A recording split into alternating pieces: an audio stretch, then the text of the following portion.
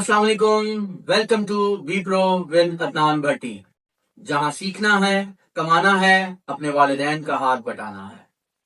तो my dear student, आज हम फोटोशॉप का फर्स्ट लेक्चर स्टार्ट करेंगे। पहले तो मैं आप लोगों को फोटोशॉप के इंटरफेस के बारे में थोड़ा गाइड करूंगा। फोटोशॉप का इंटरफेस कैसे होता है, उसकी यूआई डिजाइनिंग कैसे है, टूल बार क्या है, मेन्यू बार क्या है, पहले मैं उसका एक छोटा सा इंट्रोडक्शन आपके साथ शेयर करूंगा। अभी आपको मेरी स्क्रीन के ऊपर फोटोशॉप ओपन हुआ नजर आ रहा होगा। यहाँ पर आपके पास न्यू फाइल है, फिर ओपन है, और ये ऊपर आपके पास मेन्यू बार है। आपने कोई भी फाइल या तो न्यू करनी है या ओपन करनी है, तो आप यहां से भी कर सकते हैं, या फाइल मेन्यू के अंदर आए तो यहाँ पर भी न्यू एंड ओपन, इन दोनों की ऑप्शन आ रही है। हम स्टार्ट में इंटरफेस को समझने के लिए मैं फाइल को न्यू कर लेता हूं। जब हम फाइल को न्यू करते हैं तो स्टार्टिंग के अंदर आपके पास ये लेआउट कुछ इस तरह से आएगा। जो मेरे पास यहाँ पर रिसेंट फाइल्स वगैरह ओपन हो रही हैं, ये मैं कोई वर्किंग कर रहा होता हूँ तो ऑटोमेटिकली मेरी हिस्ट्री में सेव हो जाती हैं। तो आप लोग भी जैसे जैसे काम करना स्टार्ट कर लेंगे तो यहाँ पर आप लोगों की भी हिस्ट्री क्रिएट होती जाएंगी। अगर यहाँ पर आपके पास किसी भी तरह का कोई भी, यानी कि जो साइज वगैरह है, किसी भी आपके कैनवस का साइज वगैरह, फाइल का साइज वगैरह शो नहीं होता, तो यहाँ ऊपर आपके पास मेन्यू बार में आ रहा कि आपने यहाँ पर फोटोज के ऊपर काम करना है, प्रिंट के ऊपर काम करना है, आर्ट एंड इलस्ट्रेशन है, वेब है, मोबाइल है, या फिल्म एंड वीडियो के ऊपर काम करना है। जैसे मैंने आपको इंट्रोडक्शनरी लेक्चर्स के अंदर बताया था कि फोटोशॉप एक मल्टी डायरेक्शन सॉफ्टवेयर है। देखें यहाँ पर भी उन्होंने यहाँ पर कहा कि फोटोज, अगर आपने फोटो एडिटिंग या फोटो मैनिपुलेशन के ऊपर काम कर रहे हो तो यहाँ पर उसके कुछ बने बनाए कैनवस साइजेस ऐड हुए हैं। यहाँ पर देख सकते हो आप, यहाँ पर इसके डिफरेंट साइजेस वगैरह यहाँ पर फाइल्स के ओपन हो जाएंगे। फिर प्रिंट मीडिया का काम करना है तो प्रिंट मीडिया की भी जो स्टैंडर्ड साइजेस हैं सिर्फ वो यहाँ पर मेंशन है। फिर आर्ट एंड इलस्ट्रेशन पे है, वेब के जो स्टैंडर्ड साइजेस हैं वो है, मोबाइल एप्स के जो स्टैंडर्ड साइजेस हैं वो यहाँ पर मौजूद है, फिल्म और वीडियो के जो स्टैंडर्ड साइजेस वगैरह है वो यहाँ पर है। अगर आप कस्टम साइज के ऊपर काम करना चाहते हो, क्योंकि हर डिजाइन जो है वो डिफरेंट साइज रखता है, जो इनके बाय डिफॉल्ट साइजेस होते हैं, हर चीज उसी के ऊपर डिजाइन नहीं की जाती। हजारों लाखों डिजाइन की जो है वो टाइप्स हैं, तो इसका ये मतलब नहीं कि हर डिजाइन जो है फॉर एग्जाम्पल ये 7x5 इंच के ऊपर ही होगा या 3x2 इंच के ऊपर ही होगा, नथिंग। किसी भी तरह का आपका डिजाइन होगा तो उसका जो डायमेंशन है वो चेंज होगा। तो इसलिए बहुत सी जगहों पर हमें कस्टम डिजाइन काम करना पड़ता है। जब आप यहाँ से कोई भी एक डिजाइन फाइनल, एक लेआउट फाइनल करते हैं तो राइट साइड के ऊपर उसकी कुछ ऑप्शंस आ रही होती हैं। ये जो पैनल है ना, इस पैनल को समझना यार बहुत जरूरी है, क्योंकि अगर आप फोटोशॉप के ऊपर प्रिंट मीडिया का काम कर रहे हो ना, तो मेरी बात याद रखनी है, आपकी और प्रिंटर की जंग शुरू हो जाएगी, आपकी और प्रिंटर की लड़ाई शुरू हो जाएगी। मैं आपकी और प्रिंटर की जंग को खत्म तो नहीं करवा सकता, लेकिन उसको कम करवाने में हेल्प जरूर कर सकता हूं, और वो सिर्फ आपकी ये पैनल की बेस के ऊपर हो सकती है। ओके, यहाँ पर क्या होता है कि अगर हमने फॉर एग्जांपल, अभी पहले मैं प्रिंट मीडिया और ये दोनों की ही मैं डिफरेंस बताऊंगा आप लोगों के पास, और कस्टम डिजाइन की तरफ हम लोग वहां चलते हैं। मैं यहाँ आकर कह देता हूँ कि यार मुझे यहाँ पर कोई भी डिजाइन है, जैसे यहाँ पर आपकी विड्थ है, फिर हाइट है, और ये इसका यूनिट है। अगर आप काम कर रहे हो प्रिंट मीडिया के अकॉर्डिंग, तो प्रिंट मीडिया में एक चीज याद रखनी है, जो आपकी डायमेंशन है यानी हाइट और वेट है, ये डिपेंड ऑन योर डिजाइन होनी चाहिए कि आप किस चीज का डिजाइन क्रिएट कर रहे हैं। और यहाँ जो यूनिट है, यूनिट आपका इंचेस के अंदर होना चाहिए। और जो आपकी रेजोल्यूशन है, रेजोल्यूशन मिनिमम 300 होनी चाहिए, बाकी इसकी ज्यादा भी आप रख सकते हो, डिपेंड है कि आप डिजाइन क्या कर रहे हो और उसका कैनवस साइज क्या रख रहे हो, लेकिन मिनिमम तो इसकी 300 ही रखनी है आपने रेजोल्यूशन। फिर आपका जो कलर मोड है, कलर मोड स्पेशल ख्याल रखना है कि ये आपका CMYK होना चाहिए। किस सूरत में? अगर आप प्रिंट मीडिया का काम कर रहे हो देन। और अगर आप काम कर रहे हो UI का या डिजिटली काम करना है तो उसके लिए आप RGB रखोगे। और यहां पर बात करते हैं यूनिट की, तो यूनिट आपके पास होना चाहिए पिक्सल्स। और अगर मैं रेजोल्यूशन की बात करूंगा, तो जो आपका डिजाइन है डिजिटली है, जैसे कि आप कोई एप्स वगैरह का डिजाइन बना रहे हो, गेम्स वगैरह का डिजाइन बना रहे हो, यानी ऐसा डिजाइन जो सिर्फ और सिर्फ डिवाइसेस के अंदर डिस्प्ले होगा, जो प्रिंट नहीं हो सकता, उसके लिए आपने रेजोल्यूशन रखनी है 72, जस्ट 72 पिक्सल, इससे ज्यादा इससे कम नहीं हो सकता। ठीक है, 72 पिक्सल आप रखोगे। और कलर मोड RGB। ठीक है, तो ये 2-3 चीजों का ख्याल आपने हमेशा रखना है और इसी की बेस के ऊपर आपने फिर अपनी फाइल को न्यू करना है। फॉर द सेफ साइड मैं 1080 बाय 1080 रख लेता हूं, क्योंकि ये साइज होता है आपका फेसबुक पोस्ट का, और मैंने क्योंकि इसको भी प्रिंट आउट के लिए रेडी नहीं करना, तो मैं इसकी रेजोल्यूशन का साइज भी रेजोल्यूशन भी इसको 72 रख लेता हूँ, और फिर मैं इसे कर लूंगा क्रिएट। फर्स्ट टाइम जब आप लोग अपना फोटोशॉप ओपन करेंगे, फाइल न्यू कर देंगे, तो आपके सामने ये फोटोशॉप का इंटरफेस आ जाएगा। यहाँ पर ऊपर लेफ्ट साइड से अगर हम स्टार्ट करते हैं तो ये इसका मेन्यू बार है। मेन्यू बार के अंदर आपके पास डिफरेंट ऑप्शंस होती हैं, जिसकी बेस के ऊपर आप पूरे के पूरे फोटोशॉप को जो है वो कंट्रोल कर सकते हो। जैसे फाइल है, एडिट है, इमेज है, लेयर है, टाइप है, तो भी काफी ज्यादा चीजें जो है वो यहाँ पर आ जाती हैं आपके पास।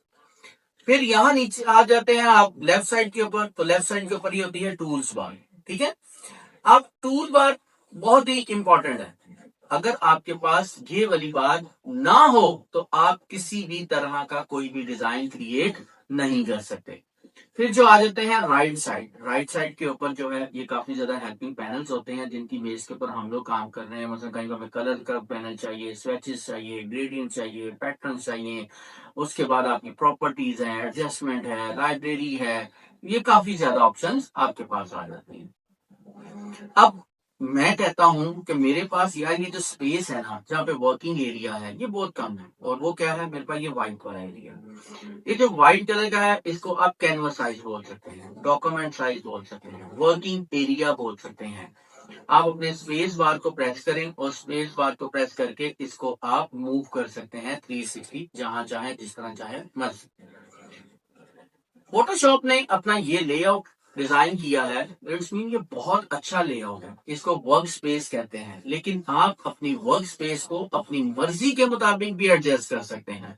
अगर मैं अपनी बात करता हूं तो मुझे जो बाय डिफॉल्ट इसका लेआउट है वो इतना ज्यादा अच्छा नहीं लगता, मैं इसको अपनी मर्जी के मुताबिक कन्वर्ट कर लेता हूँ।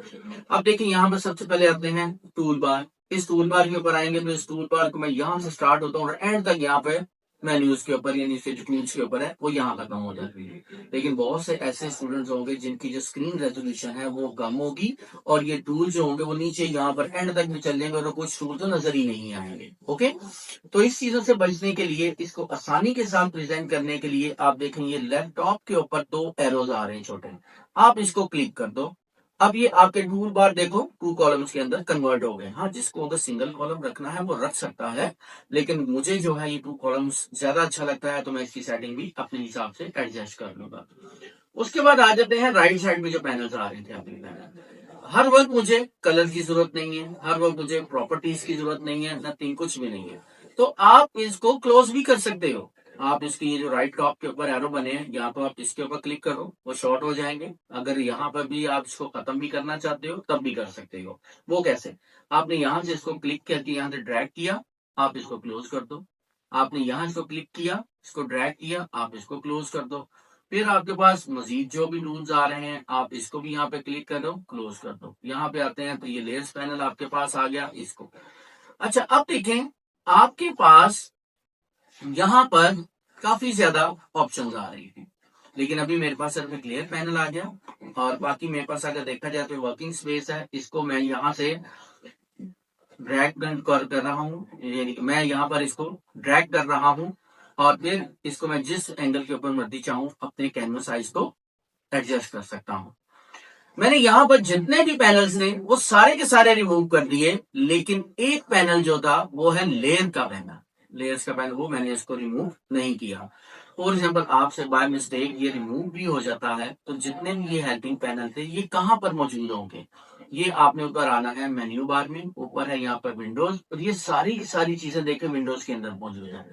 जैसा कि आपको ब्रश से, करैक्टर से, कलर से, ग्रेडियंट से, ये सारे देखें यहाँ पर नजर आ रहे हैं। फिलहाल मैं लेयर्स पैनल की बात कर रहा हूँ, तो इसको मैं दोबारा से ओपन कर लेते हैं। मैंने फोटोशॉप में से सारे पैनल रिमूव कर दिए, लेकिन एक पैनल मैंने शो किया, एक पैनल को मैंने यहाँ से रिमूव नहीं किया, और वो था लेयर्स। क्यों?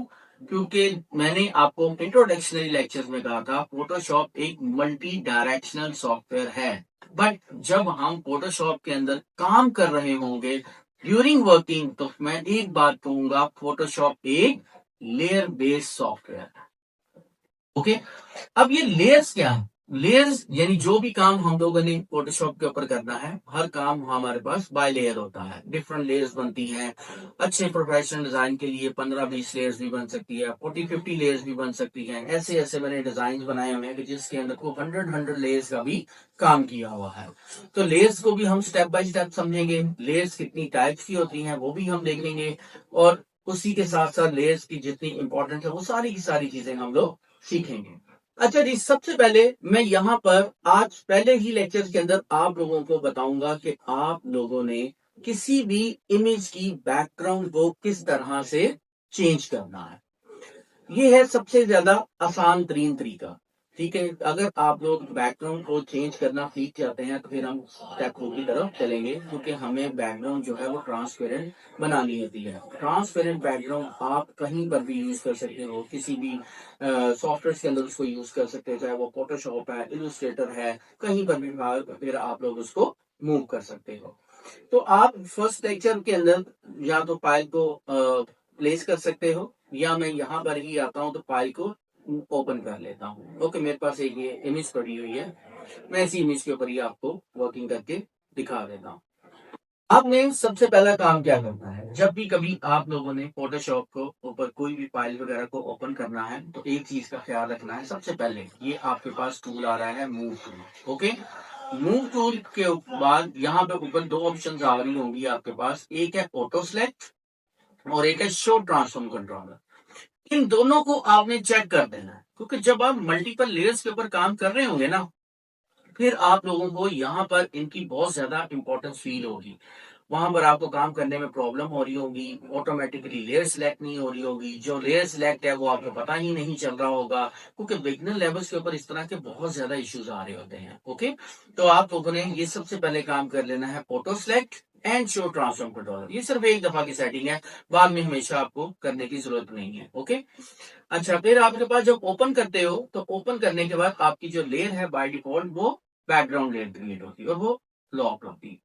आपने उसको सबसे पहले अनलॉक कर देना। अनलॉक करने के लिए यहाँ पे जो लॉक है इसके ऊपर एक सिंगल क्लिक कर लें, या आप ये जो बैकग्राउंड लिखा हुआ है इसके ऊपर डबल क्लिक कर दें।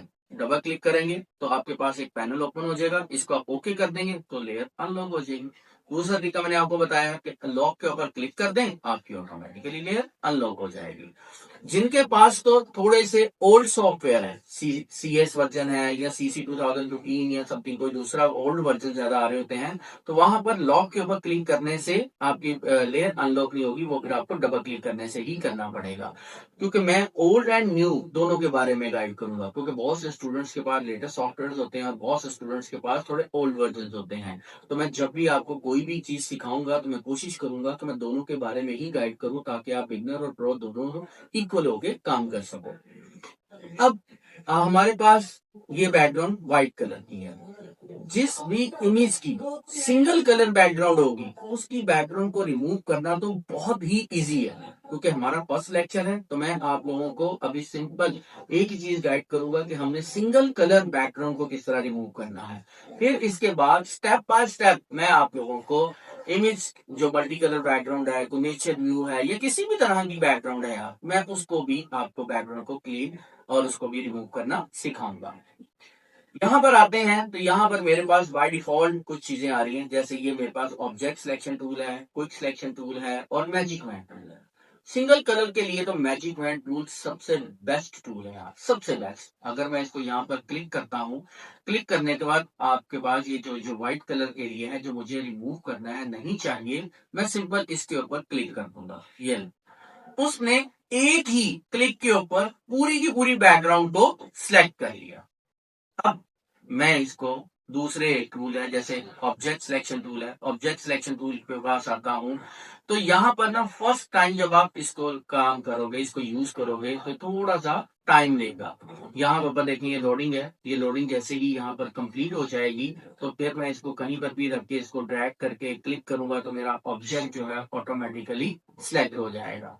अभी हम जो है मैजिक वैन टूल से ही काम करते हैं। मैजिक वैन टूल से मैं यहाँ पर इसको क्लिक करूंगा तो देखें पूरी की पूरी मेरे पास सिलेक्शन एक्टिव हो गई। अब इस सिलेक्शन जब मेरे पास एक्टिव हो जाएगी, यानी मेरे पास जो बैकग्राउंड कलर है वो सिलेक्ट हो जाएगा, तो मैंने सिंपल यहाँ पर क्या काम करना है, डिलीट का बटन प्रेस कर देना है। ये अब मेरे पास यहाँ पर किसी भी तरह की कोई भी बैकग्राउंड नहीं है। अब मैंने सिलेक्शन को अगर खत्म करना है तो इसकी शॉर्ट की होती है कंट्रोल डी। कंट्रोल डी से होता है डी सिलेक्ट। मैं जब कंट्रोल डी प्रेस करता हूँ, अब वो सिलेक्शन को खत्म कर दिया। अब इसके बाद देखिए आपके पास छोटे छोटे ग्रे और व्हाइट कलर के स्केयर बॉक्सेस बने हुए हैं। इसका मतलब है कि आपकी इमेज ट्रांसपेरेंट है और आपके इस वक्त कोई भी बैकग्राउंड नहीं है। मैं आता हूँ, कोई सी भी एक इसकी बैकग्राउंड चेंज करता हूँ। सबसे पहले तो हम किसी सिंगल कलर को ही यूज करके देखते हैं। मैं यहाँ से लेयर पैनल पे आता हूँ और एक न्यू लेयर ऐड कर देता हूँ। इस लेयर को मैं ड्रैग करके नीचे ले आता हूँ और यहाँ पर मैं किसी भी तरह का कोई भी कलर चूज कर लेता हूँ। मतलब मैं कहता हूँ ये वाला कलर ऐड करना। अब देखिए पहले व्हाइट कलर था, अब मैंने इसको डिफरेंट कलर कर दिया। अगर मैं इसी तरह आता हूँ तो यहाँ पर ये मेरे पास आएगा ब्लू कलर है, तो मैं इसको यहाँ पर ऐड कर देता हूँ। अच्छा, यहाँ मैंने कलर ऐड किए। कलर के लिए मेरे पास यहाँ पर दो कलर ऑप्शंस आ रही है। यहाँ पर टूल बार के अंदर यहाँ पर देखें, फर्स्ट वन कलर जो होता है वो है आपका फोरग्राउंड कलर। सेकंड जो कलर होता है वो आपका बैकग्राउंड कलर। यानी आप एट ए टाइम दो कलर को यूज कर सकते हो। अगर तो मैंने यहाँ पर फोरग्राउंड कलर यूज करना है तो मैं ऑल्ट प्रेस करके बैक स्पेस प्रेस करूंगा। अगर बैक स्पेस किसी की काम नहीं कर रही तो आप उसको डिलीट भी प्रेस कर सकते हो। यानी ऑल्ट डिलीट या बैक स्पेस दोनों में से कोई भी यूज कर लो आप, और जो है फोरग्राउंड कलर इसके अंदर फिल कर दोगे। और अगर आपने बैकग्राउंड कलर फिल करना है तो कंट्रोल के साथ फिर कंट्रोल डिलीट या बैक स्पेस आप प्रेस करो, आप वो कलर फिल कर लोगे अपनी बैकग्राउंड लेयर के अंदर या जो भी आपने सिलेक्शन की हुई है उसमें भी।